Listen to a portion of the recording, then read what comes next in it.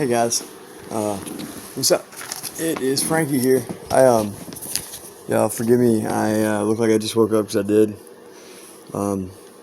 Actually, I got up around 4 and I was up for several hours, so it's a good nap. And now it is 10:30.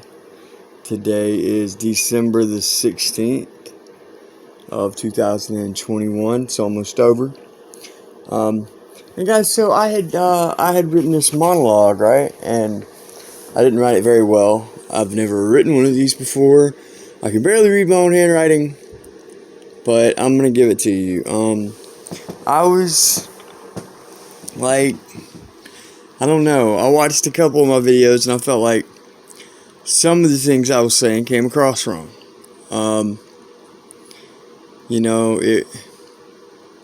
Maybe I should just read the thing. I wrote it. Maybe. Okay. Let's go with that. Okay. So, this isn't about me being proud of my explant or my pain control.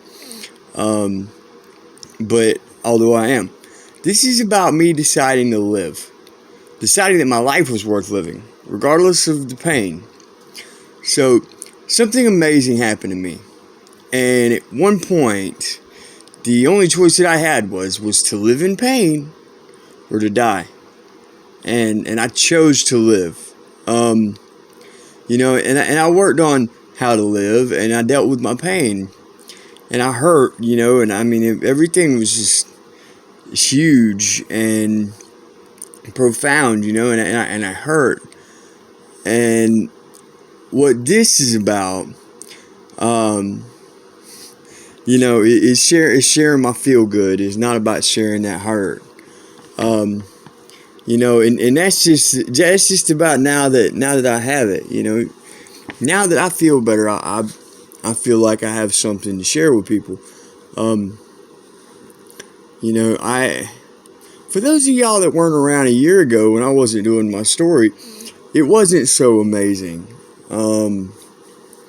It was a guy that was just struggling to stay alive, and it was in a lot of pain. And the prognosis was dire, it wasn't, well, it sounds dramatic when I say it like that, but it really was dramatic. There was a lot of drama involved. If you weren't around, you can ask anybody that was, and a lot of people were. A lot of people were right beside me through this whole thing, and they saw me go from, like RVAD implantation, when they were talking about hospice, and they were talking about let me die, to me being destination, and getting the old pump. I never really thought about it until I tried to give away my batteries and stuff, but very few people have the HeartMate 2 anymore. It's an old pump. It is. Okay. Let me get back to what I was trying to read. Let's see. I want to show people that choosing to live painfully is still the good choice. That amazing things can still come and change your entire life for the very, very best. You can also be happy, but you're already whole.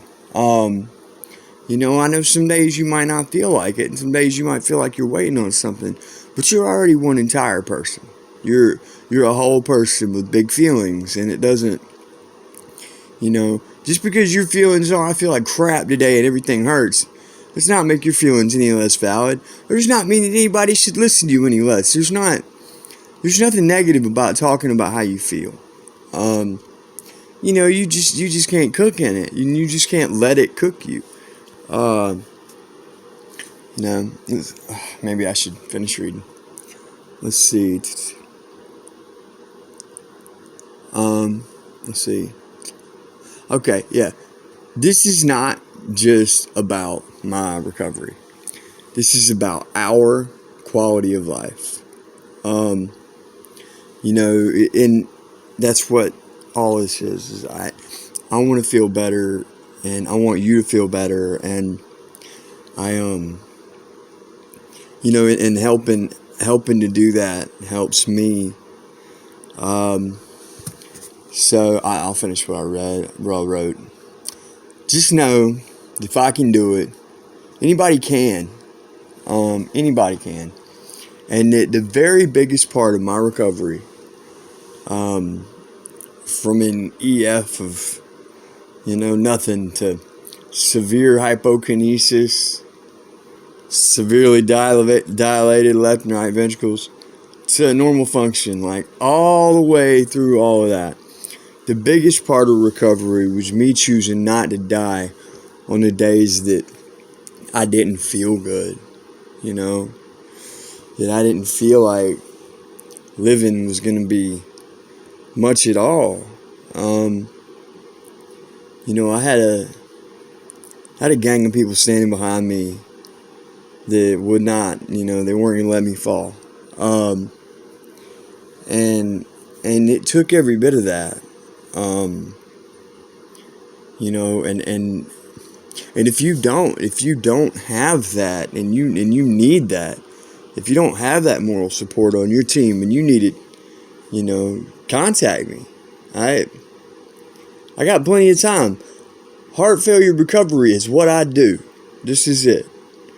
So, if any part of my recovery can help you, that's what I'm doing right now. That's what this right here is for.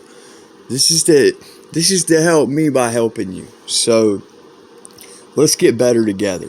Let's let's set standards. Let's meet goals.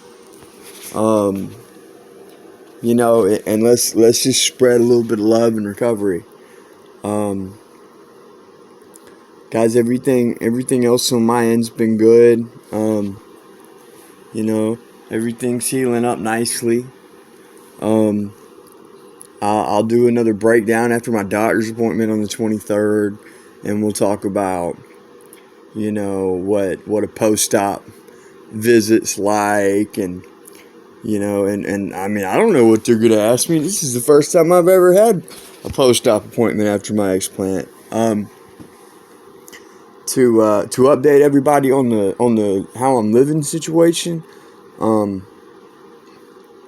haven't walked less than, I think, 3,600 steps was my short day. I'm trying to make sure that I'm up and down several times throughout the day. My diet, it hadn't gone full vegan yet, because that's a hard transition to make. But I'm officially a vegetarian. And I've dropped milk. Anything with I've dropped additional salt and additional sugar. So if it's got sugar or salt added, I'm trying not to eat it at all. Certain things have, like my coconut milk, it's got cane sugar in it. I'm gonna have to find some nut milk or something that does not, because I like the consistency. But yeah, so I'm doing really good as a vegetarian. And some of the stuff, like I said, the majority of it's already vegan, but making that full step and saying, "Oh, I'm a vegan now," is a lot harder than I thought it was going to be. It's really, really, hats off to these vegans, man. Y'all are really doing too much, but I'm catching up with you. Let's see. Pain's been great lately. I've been controlling that stuff with Tylenol. Missing you guys, I could start doing videos more. Now that I'm home, I've really been concentrating on me, and I need to make time to share that, I know. But anyway, guys, so I'm going to hop off of here. There's going to be, like I said, another nice, new, informative one before Christmas. This was kind of my making sure everybody could see that I wasn't standing on a soapbox video. So yeah, I'm here if you need me. Love you guys. Thanks for following my LVAD Explant journey.